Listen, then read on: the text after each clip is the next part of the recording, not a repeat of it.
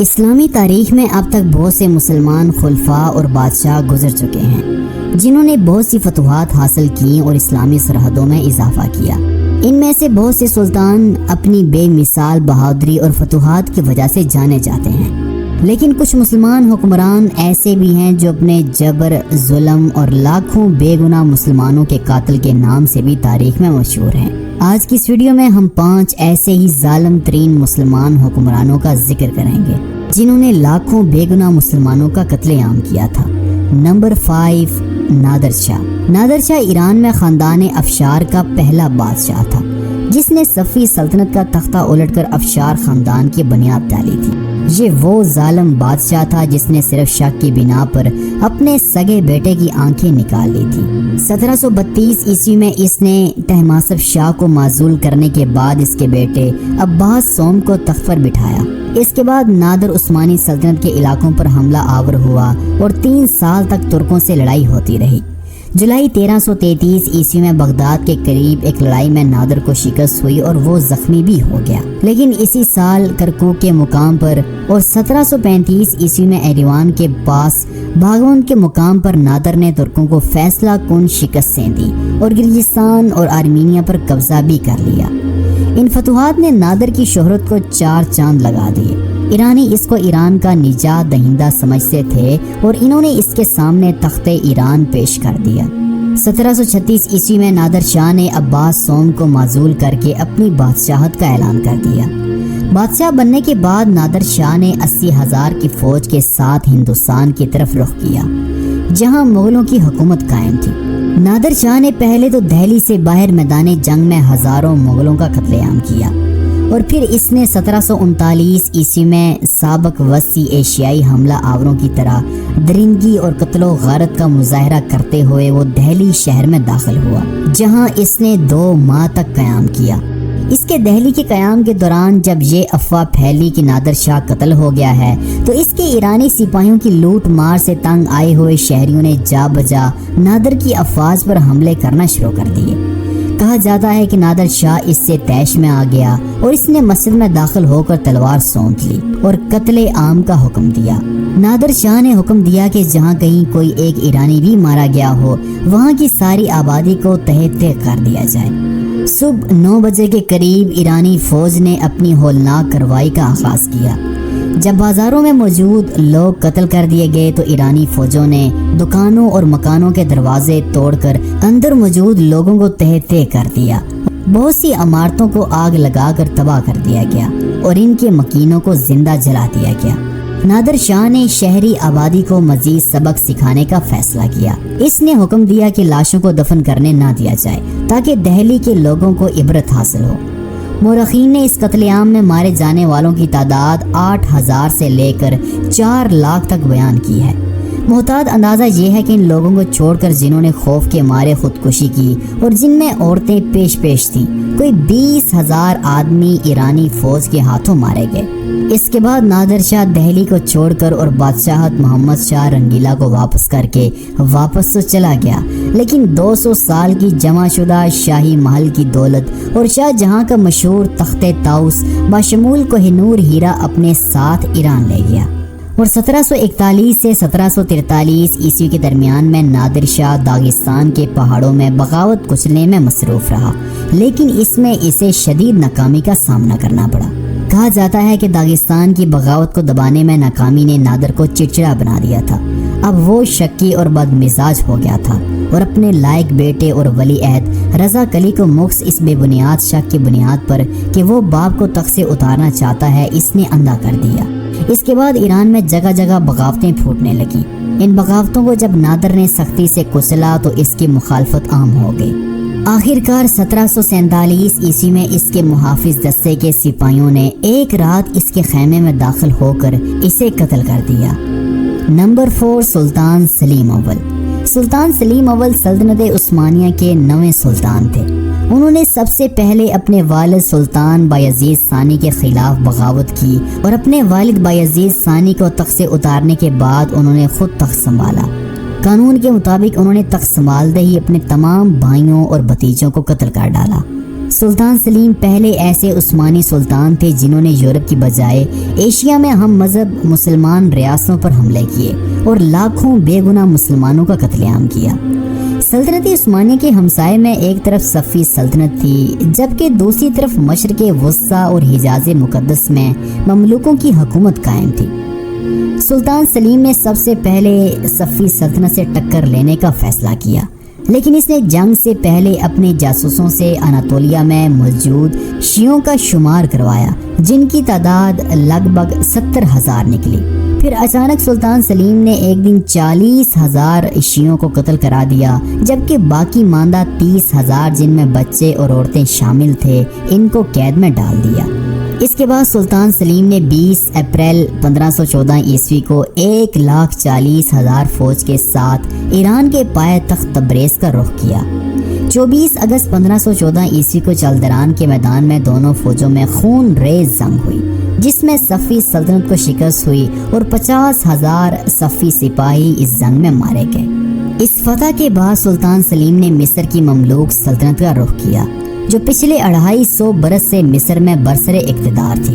سلطان سلیم اپنی فوجوں کے ساتھ جب شام کی سرحد میں داخل ہوئے تو مملوکوں نے سلطان سلیم کے مقابلے کے لیے فوج جمع کی اور مملوک بڑی بے جگری کے ساتھ لڑے، لیکن خیر بے اور غزالی کی غداری نے مملوکوں کی کمر توڑ دی تھی، جس کی وجہ سے مملوک یہ جنگ ہار گئے اور 7,000 مملوک سپاہی اس جنگ میں مارے گئے اور مملوک سلطان کانسوا غوری بھی اس جنگ میں مارا گیا۔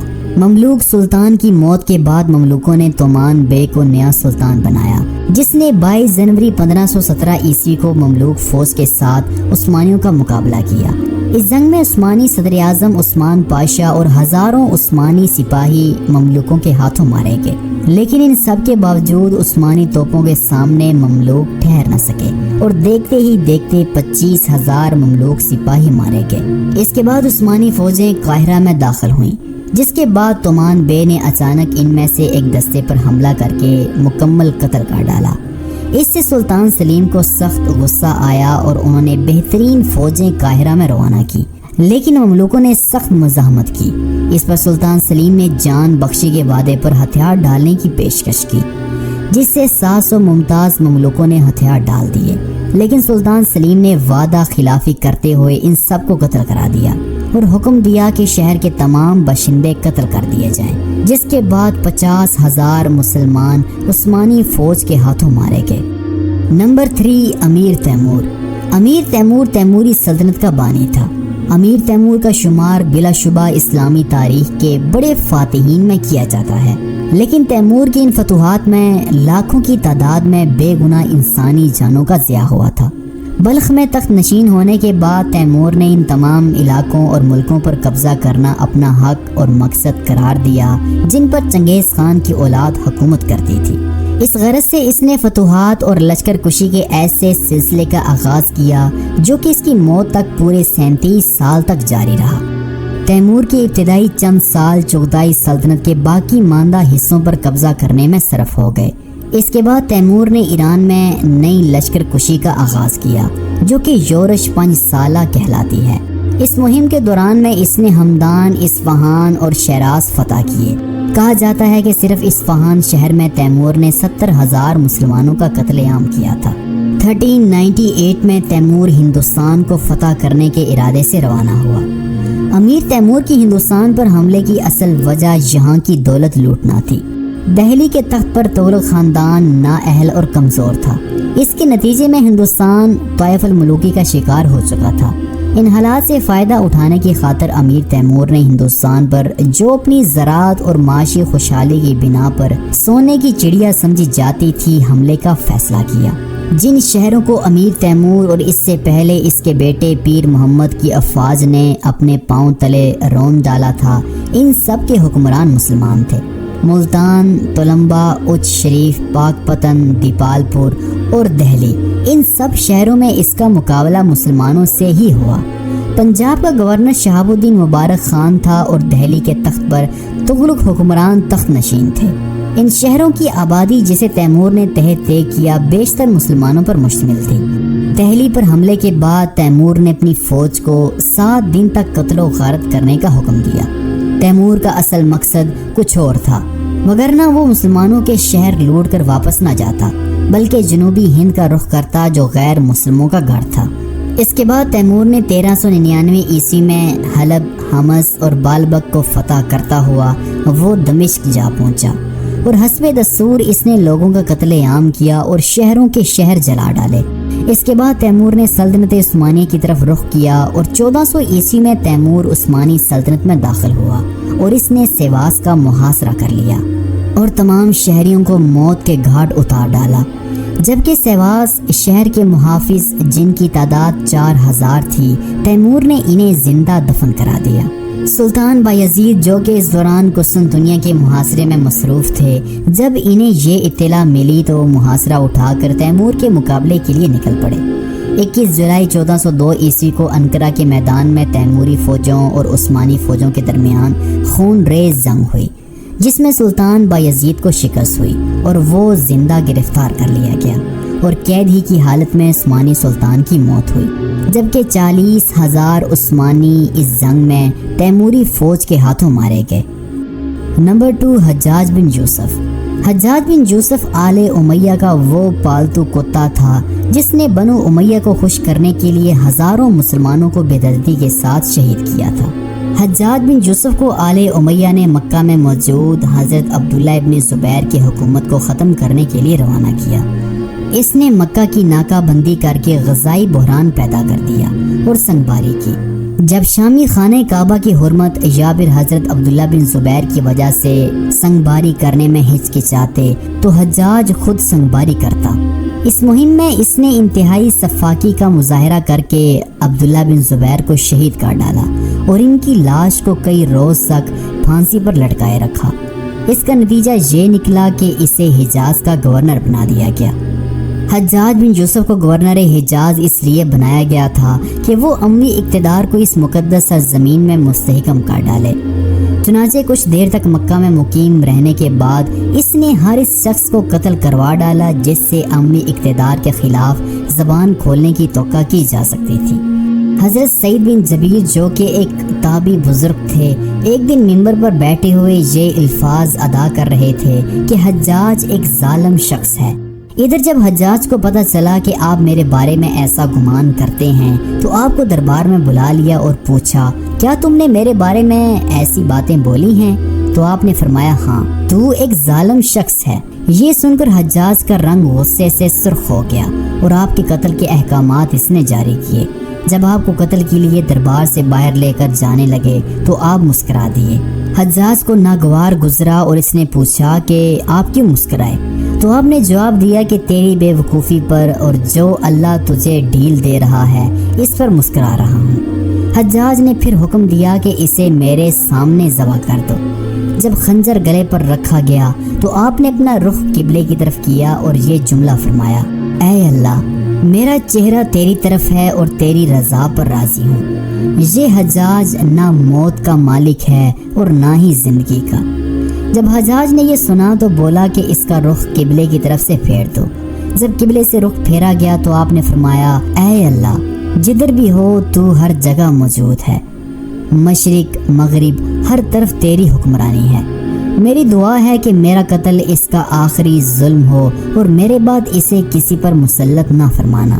جب آپ کی مبارک زبان سے یہ جملہ ادا ہوا تو اس کے ساتھ ہی آپ کو بڑی بے دردی کے ساتھ شہید کر دیا گیا، اور آپ کی شہادت کے بعد اتنا خون نکلا کہ دربار تر ہو گیا۔